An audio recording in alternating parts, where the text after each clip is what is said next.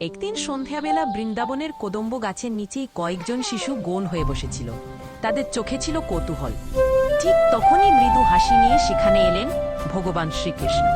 হাতে তার বংশী, মুখে অপার শান্তি। শিশুরা জিজ্ঞেস করল, কৃষ্ণ, গীতা কি?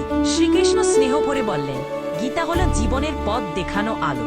তিনি কোমল কণ্ঠে পাঠ করলেন, কর্ম করো, কিন্তু ভয় পেও না। নিজের দায়িত্ব ভালোবাসা দিয়ে let's পালন think করো। about that.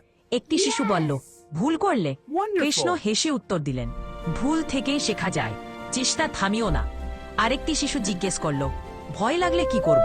শ্রীকৃষ্ণ বললেন, সত্যের পথে থাকলে ভয় আপনি চলে যায়। গীতা পাঠ চলতে থাকলো। শিশুদের মন শান্ত হলো, চোখে জলবল বিশ্বাস। তারা বুঝল, ভগবান দূরে নন, তিনি সাহস, প্রেম আর সঠিক পথের নাম। সন্ধ্যার বাতাসে বংশী সুর বেসে উঠল, আর শিশুদের মনে জন্ম নিল এক নতুন আলো।